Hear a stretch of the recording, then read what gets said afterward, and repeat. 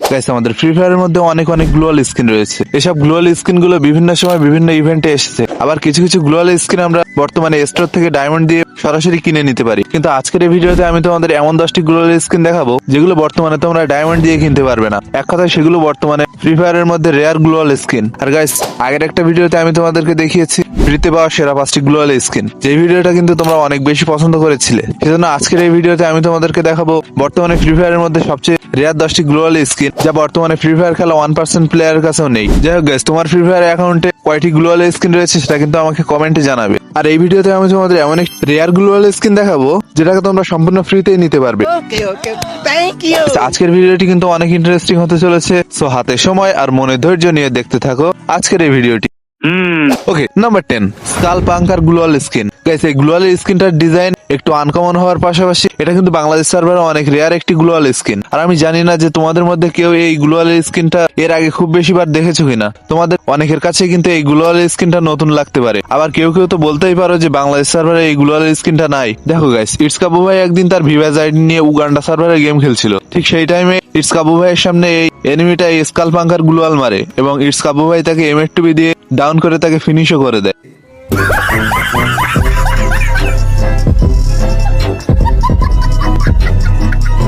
Number 9, cobra gloo wall skin. Guys, আমাদের Free ফায়ারে যখন সর্বপ্রথম 2021 সালে কোবরা ইভেন্ট আসে, সেই সময় কিন্তু এই গ্লোয়ালটা লঞ্চ করা হয়েছিল। আর এই গ্লোয়াল স্কিনটা বের করতে কিন্তু বেশ ভালো পরিমাণে ডায়মন্ড কেটেছিল, যার জন্য তোমার আমার মতো সাধারণ প্লেয়াররা কিন্তু এই গ্লোয়াল স্কিনটা নিতে পারেনি। আর তোমরা তো জানোই, যে জিনিস খুব কম মানুষের কাছে থাকে আর তার ডিমান্ড অনেক বেশি হয়, তখনই কিন্তু ফ্রি ফায়ারে সেই আইটেমটা সবচেয়ে রেয়ার বলে ধরা হয়। আর এই কোবরা গ্লোয়ালের ক্ষেত্রেও কিন্তু এটাই হয়েছে। Okay, number 8, road savvy gloo wall skin. Guys, এই গ্লোয়াল স্কিনটা কিন্তু রিসেন্টলি কয়েকদিন আগে আমাদের গেমের মধ্যে অ্যাড করা হয়েছে।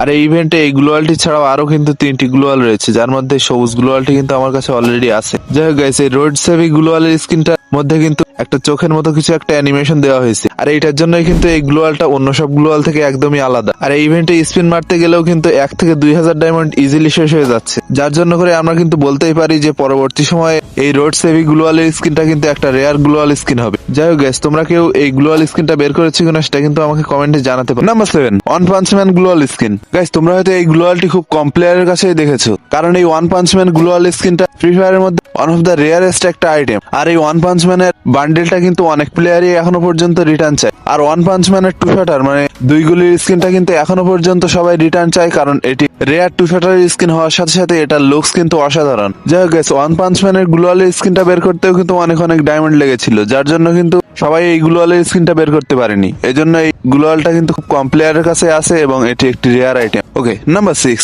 মানি হেস্ট কোলাবোরেশনের plan Bermuda gloo wall skin. Guys, এই মানি হেস্ট কোলাবোরেশনের ইভেন্টটা এসেছিল কিন্তু এখান থেকে প্রায় 3 বছর আগে।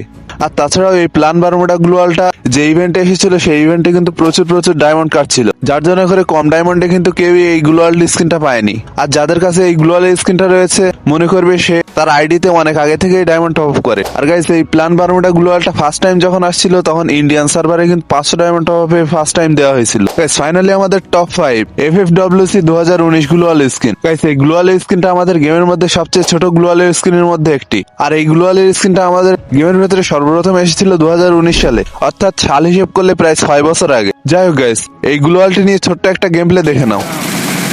তুই অনলাইন দেখ, তাই তো বলছি। হ্যাঁ ভাইও,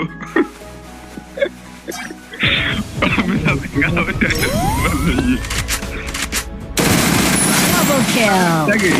বড় মাথা খুলে ঘর ভিতরে ঢোকো, ঘর ভিতরে Triple kill. গুলাল মারো এনিমি দেখো।